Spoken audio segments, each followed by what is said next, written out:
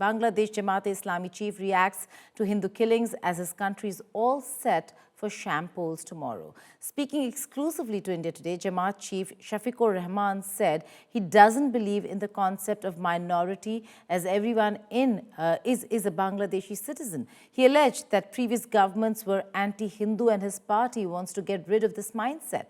The comments of the Jamaat chief come at a time when another Hindu, Chandra Sarkar, was hacked to death by unidentified men inside his shop in Mymensingh. US Congressman Suhas Subramaniam also raised concerns over targeted killings of Hindus and slammed the Yunus government. He said that polls in Bangladesh are not free and fair and urged the US to keep a close eye. Meanwhile, Sheikh Hasina's confidant and former Bangladesh Foreign Minister Hassan Mahmood, in an exclusive conversation again with India Today, slammed the Bangladeshi government for not letting his party participate in the polls and claimed that elections are rigged and arranged. Now, we have my colleague Indrajit Kundu, who is joining me from Dhaka. Indra, thank you so much for joining us. It is indeed a very, very historic moment, so to say, because we are looking at an election under a caretaker government yet again in Bangladesh amid a lot of turmoil. What's the situation on the ground? What are you sensing? Well, Geeta, a very, very historic moment for Bangladesh because, as you rightly pointed out, it's a caretaker government. It's been a almost 2 year long wait for, the 18 crore population of Bangladesh to get into the democratic process ever since the uprooting of the Sheikh Hasina regime, followed by the students' revolution in August 2024. So all eyes on tomorrow's election is just an overnight's wait. One can palpably feel the excitement amongst the youngsters in Bangladesh. But in a sense, the character of Bangladesh election doesn't change. It continues to remain a bipolar election. Earlier, it used to be the Awami League versus the BNP. The Awami League now remains banned with Sheikh Hasina in exile in India. So it's a bipolar contest between the BNP and the Jamaat-e-Islami, which now makes a comeback after facing a ban during the Awami League regime. So the bipolar character of this context remains.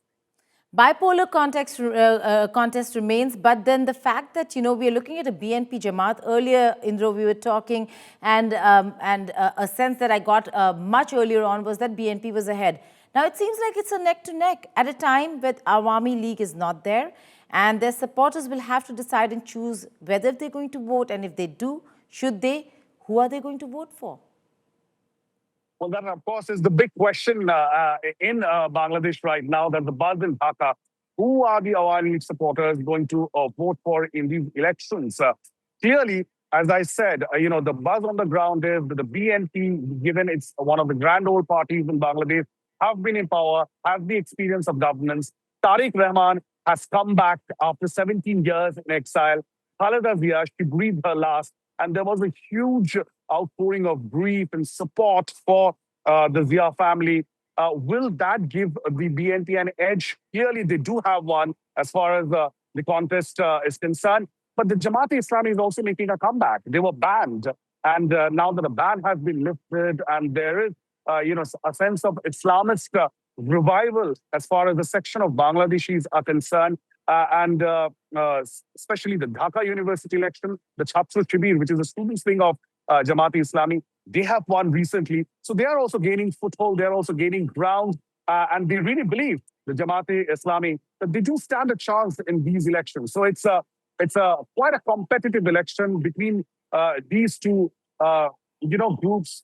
And Jamaat-e-Islami have been able to bring together a lot of smaller parties, including the NCP, the newly launched NCP, which is a students' party after the students' revolt in August 2024. So it's going to be a very, very interesting contest, a hotly and keenly contested election, at the same time, extremely historic. Well, Indrajit Kundu will be live on India Today Global. That's the group's YouTube channel from tomorrow early morning. All his dispatches are going to be available there. So if you're interested in Bangladesh elections, if you want to know what's happening and what is going to be the turnout like, what are the concerns and issues, please log on to indiatodayglobal.com. the YouTube channel. Thank you, Indrajit, for joining me here.